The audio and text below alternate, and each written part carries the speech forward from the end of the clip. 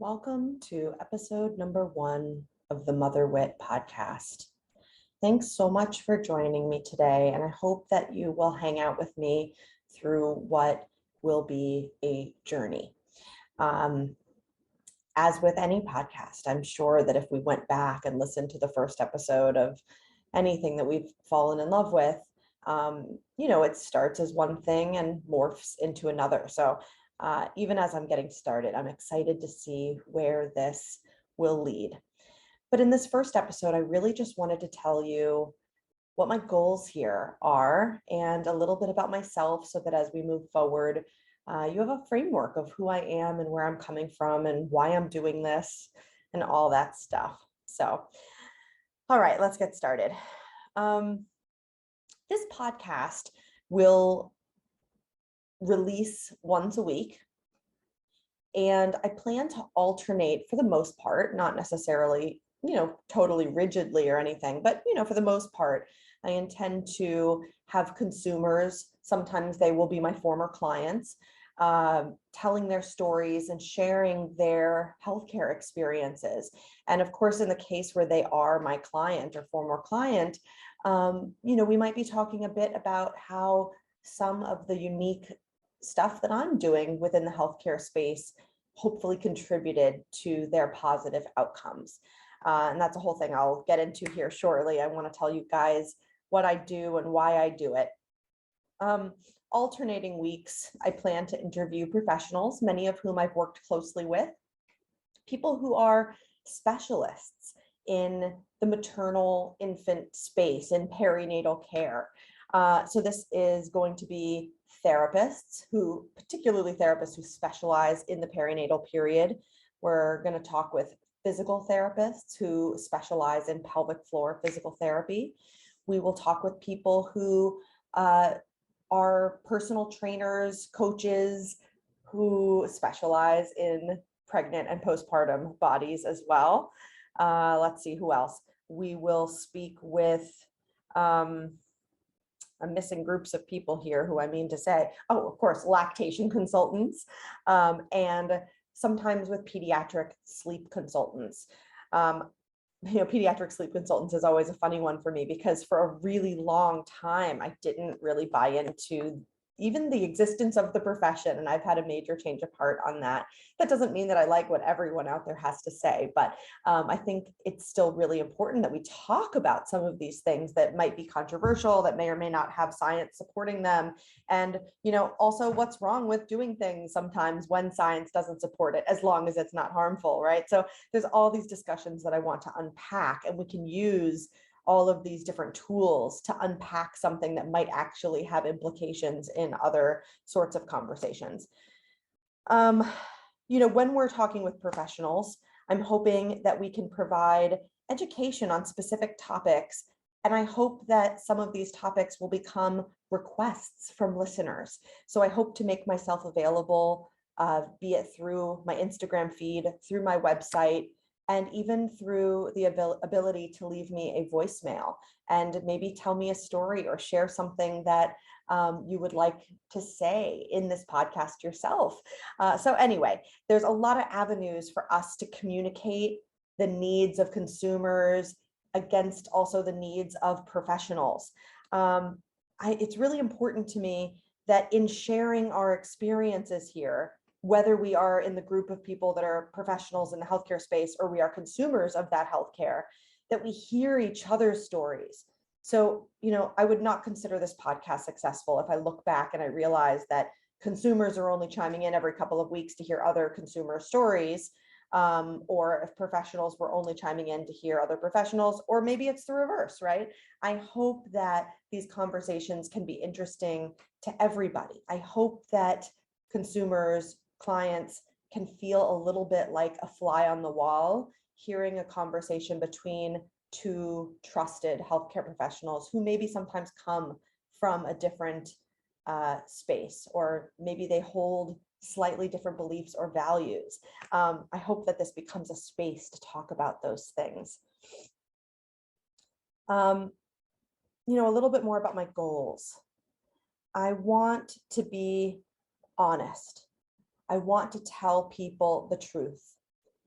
sometimes when you're working in healthcare, you find yourself unable to tell the truth for so many reasons. And I hope that over time we can unpack those. And I think most importantly, I hope that this podcast and the conversations that I have with people inspire others to seek out the kind of healthcare that they deserve. And on the professional side of the equation, I hope this helps professionals find the space, the time, and the energy and the space to think creatively about the ways that they may be able to implement changes in the care that they're providing.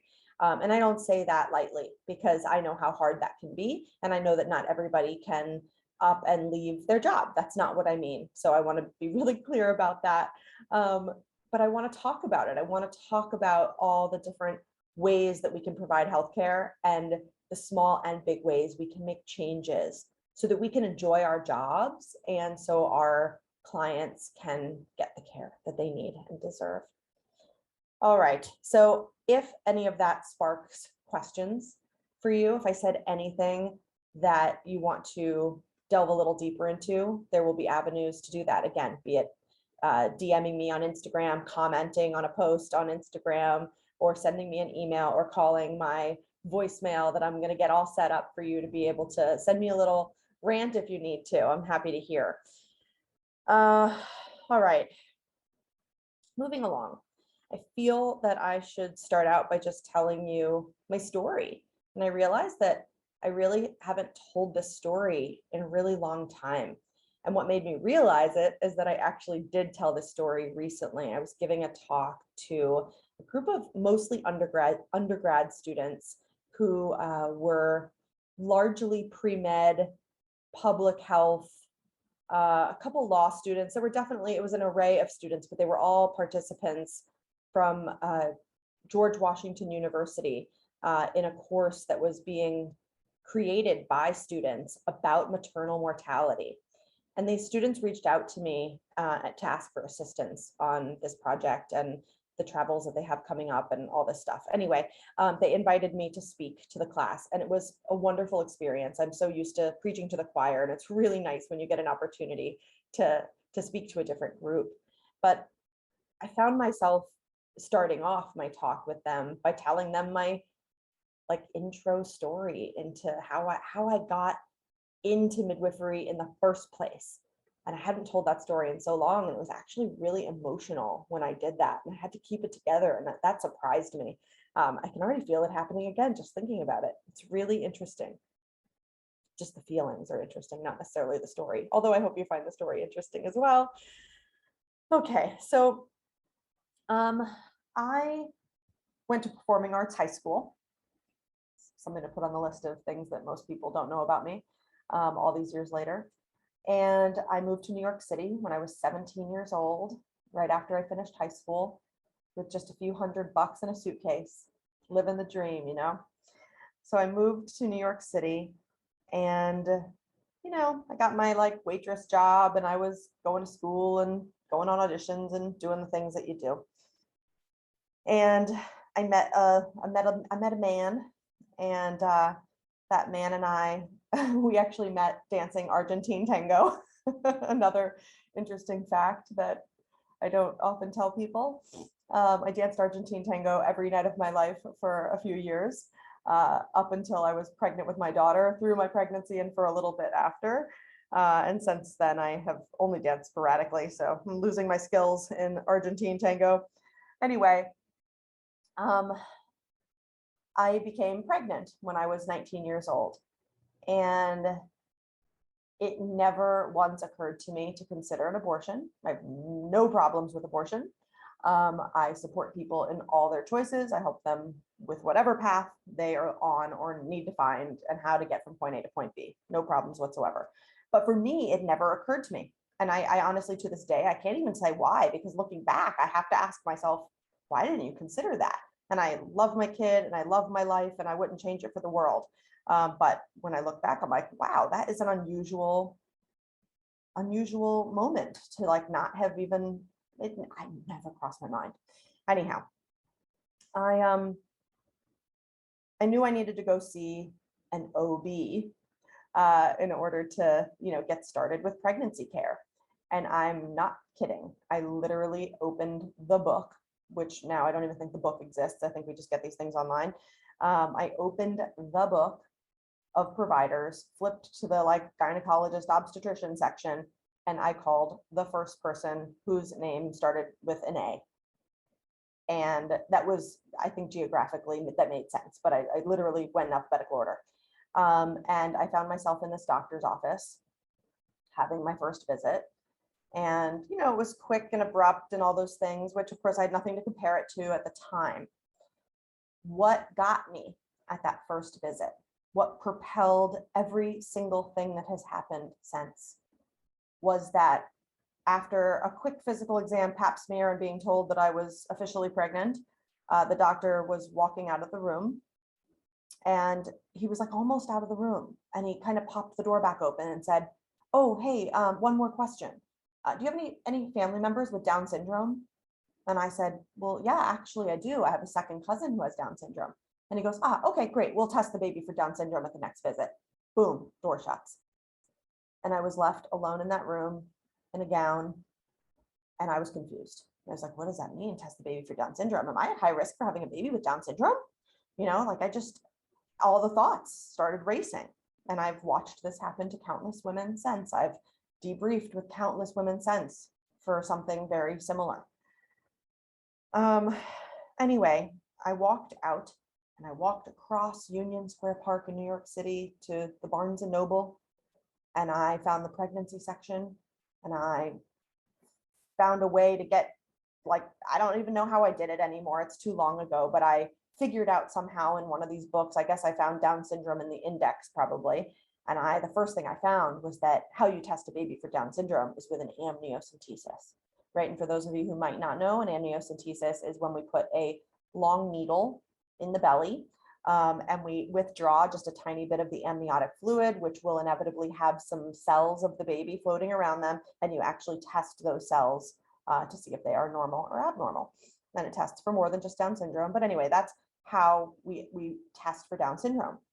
Now, look, all these years later, I also know that that's not the test he was talking to me about, but that's the test when I was left to my own devices, I read about. And then I read that it can cause miscarriage. And then I was pissed, because then I thought, well, what if I want my baby with Down syndrome and I don't want to risk the chance of miscarriage? Isn't that my choice? So the midwife was already in me, and I was pissed right away. And I instantly knew there had to be a better way, but I didn't know what it was. I didn't even know that midwives existed. I thought you only read about midwives in Jane Eyre. That is legit what I thought. And then a few weeks later, I don't know, maybe I'd gone back for a visit with the same doctor. Maybe I hadn't, I can't quite remember, but I went to a prenatal yoga class. And in this prenatal yoga class, there were all these women chatting after class was over, and I heard some of them talking about their midwife, and my ears perked up. And I'm like, what is happening here? And so I walked over to that group and I butted in, and I don't exactly remember what I said, but I asked something about midwives, and they told me, oh yeah, right down the street, there's this wonderful place called the Elizabeth Seton Childbearing Center. They told me about a couple of other places they were, having their babies. But the Elizabeth Seton Childbearing Center was literally in the part of town where I did most of my life, where most of my life took place. So it was super convenient. I was like, oh my God, there's this midwife option, right in the part of town that I care the most about. And so I transferred my care very quickly over to the midwives. And whether I'd had one or two visits at the doctor, it was night and day, night and day. I would walk into that center. I would pick up my own chart. I would read every word in that chart. I would then go to the bathroom and I would pee in a cup, and I would do my own pee test, and I would weigh myself and I would write it down in the chart. And man, was that empowering. It sounds so minor, but it was so empowering to be my own healthcare provider for a small part of that visit, and to know that I was allowed inside that chart. And to this day, that speaks to me. So anyone who's ever worked with me, we have completely open books. Nothing I write is something that person can't see. And it's usually a conversation between me and my client. because that's the only way I think is fair. I don't think I should be allowed to write anything about you that you can't see. That's my belief. Anyhow, so I switched to midwives. I had a wonderful time. I had a wonderful birth center birth, hard and long and all the things. But the second that baby was out in my arms, I had this feeling that has never left me, not once, for a day, that I could do anything. And I was so young, and I didn't have a college education, and I didn't know what my life was going to look like, because I couldn't even understand, like, how do I raise a baby and carry on with life? But somehow I knew I needed to do something meaningful. And through the course of the pregnancy, I'm pretty sure I devoured every single book on pregnancy that was in Barnes and Noble. And I knew that I was going to be a midwife, but I didn't really want to tell anybody because I was embarrassed. And somehow I wasn't embarrassed that I wanted to be a midwife. What I was embarrassed about was this fear that I had to have a perfect birth and do it, quote unquote, perfectly and well, or I wasn't fit to be a midwife. I don't know why I tied those things together. And I hope that had I not had a great birth, that I would have still landed here. But I don't know, I definitely know midwives who got where they are because they had 4 C-sections, and the first 2 they thought were unnecessary, right? So I've seen people become midwives all the ways. I obviously know midwives who don't have babies, and I know male midwives, and I know whatever, all the ways. So we all get there how we get there, but that's how I got there. So by the time I was 6 weeks postpartum, I had taken a doula training, and I was at my first birth as a doula. And I did a very small number of births as a doula before I said, forget this, man. I want to do more. I want to be more involved in this process. And I got into nursing school. And I continued to work as a doula and a postpartum doula while I was in nursing school. But I always knew I was going to be a midwife. So I went to nursing school because I didn't have an undergraduate degree. And in New York State, you don't need to be a nurse to be a midwife, but that's not true in every state. And so somewhere deep down inside, I also knew that I might not live in New York forever, and I didn't want to put in all this work and find that I couldn't work somewhere else. So anyway, I went to nursing school at NYU, and then I needed to come up for air at that point. I needed to get my kid into kindergarten before I felt like I could handle midwifery school. So I paused and I worked as a nurse for 2 years. And then I kept working as a nurse for 2 more years while I was in midwifery school. Anyway, I can tell you all more stories down the road about my days of working as a midwife. I've worked in all kinds of settings. I've worked in really beautiful, small volume midwife-owned practices in a hospital that just would blow your mind in terms of how wonderful they are to midwives. I did some births in a birth center when I was a student. I've never done home birth, and I've worked in some really busy hospital-based practices that are harder to work in for me, for sure. And I'm happy to talk more about that over time. But again, I think I'll save that for another day and unpack that more slowly over time as it feels appropriate with certain guests on the show. So anyway, I hope that in telling you how I became a midwife, that gives you a little bit of insight into who I am. But I think the next piece of the story, so just jumping ahead, kind of skipping over my career, because otherwise we'd be here together for a ridiculously long time. So we're going to skip my career. But I think I want to just mention burnout, professional burnout in healthcare. And I don't think it's particular to women's health, but I think that obstetrics and midwifery is unique because, there are other professions where they're on call. I want to make sure that I'm not being absolutist about anything, but if you work 9 to 5, it looks one way, right? If you have work inside of an office setting and you're with patients 9 to 5, and that never appealed to me at all. So, this was still better, but there's something about being on all the time or close to all the time that is a real challenge, especially in the years where things aren't in your control. You can't do things the way you want to. And in alternate years when things were much more happy professionally, they were often times where my financial struggles were the worst, right?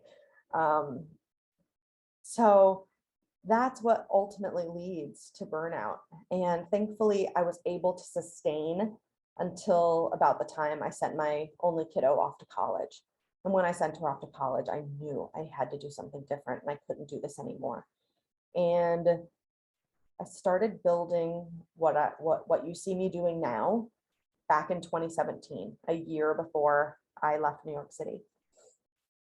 And my plan at the time was to incorporate all that I had learned about fitness. So taking a little bit of a segue, I'll come back and explain the fitness stuff, but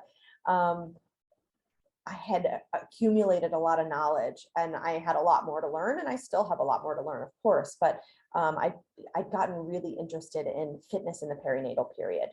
And I'd become so clear about all the advice I'd given to people over a lot of years that was unfounded, that was not based on any kind of science or even any kind of expert opinion or anecdotal evidence of my own. Like there were no appropriate layers of evidence for the things that I said to people.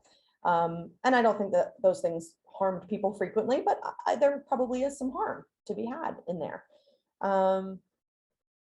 Anyway, I decided to get a personal trainer certificate, get my CrossFit level 1, and take a pregnancy and postpartum athleticism course, which is Brianna Battle's certification program. There are a number of trainings around the idea of working with people during pregnancy and postpartum, but this is the one I chose to do. And hopefully I'll talk with some other guests who have done other programs, and we can swap notes and talk about all these fun fitness related things as well as the time goes on this podcast.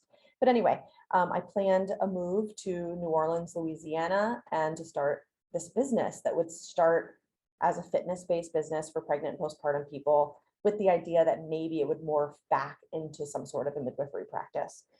COVID waylaid things quite a bit. I did move to New Orleans. I was part of an awesome startup accelerator called Propeller that taught me a lot about running a business and gave me a lot of confidence at a time I needed it. I'm so grateful to them. And I was up and running for about 8 months when the pandemic hit. And honestly, things I think were going really well. But yeah, pandemic closed everything down. And so I regrouped and I became 100% virtual. And it's taken me a good long time to wrap my mind around what that looks like and how to function. And I think I've taken care of a lot of people and done some really good stuff. But marketing is really hard when you're kind of open to working with people everywhere. And that's ultimately how I came around to deciding it was time to do a podcast, because I realized that this is a great platform for me to say what I need to say. I'm sure some of you have heard me say before that I have not figured out how to say what I do in any sort of concise manner. And that is another barrier to marketing, is people don't understand what I do and I am unable to articulate it concisely. So that's my fault, my bad. Maybe over time, some of you will help me find a way to say what I do in a more concise manner. That would be really super. But anyway, I now offer a range of virtual services.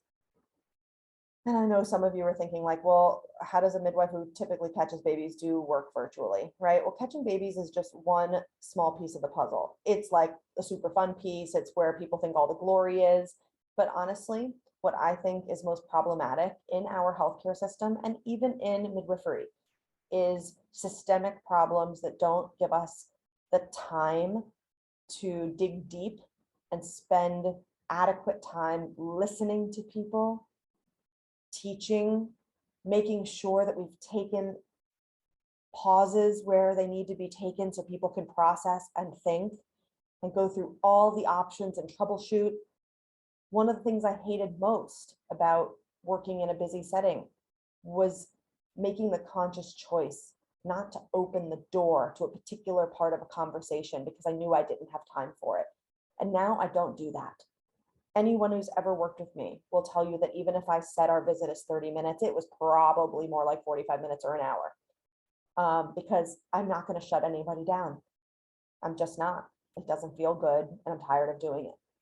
And so I give people what it is that they need. And the vast majority, if not all of the clients I've worked with have been so respectful of me and my time And I've told many, many, many people, no one's ever really taken advantage of me.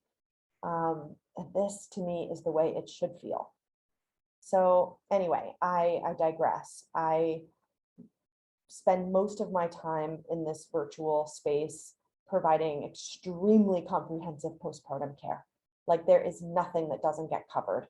And again, I won't unpack all that is. It's on my website, it's in my Instagram feed, and I'm sure it will get unpacked over the course of a gazillion episodes that I hope will follow. I also have, I think, really figured out how to do virtual sessions for pregnant and postpartum athletes. It's super fun. I get to play detective and figure out how to make people move better and feel better about their movement, reduce pain and uncomfortable symptoms, especially as they relate specifically to stuff that tends to creep up postpartum. And I can thank a wonderful, wonderful man named Anthony Lowe for his approach. And maybe one day I'll be lucky enough to have him as a guest on my show. I really credit him with the way I approach this.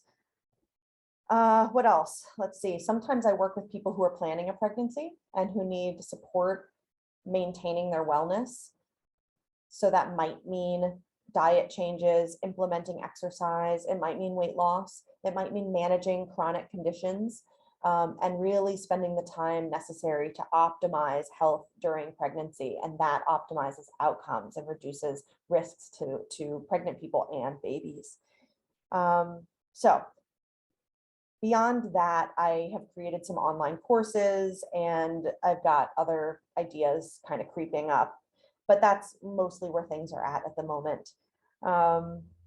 I did a couple Instagram lives and realized pretty quickly that it's the same thing as doing a podcast, and that a podcast would very likely have a much larger reach.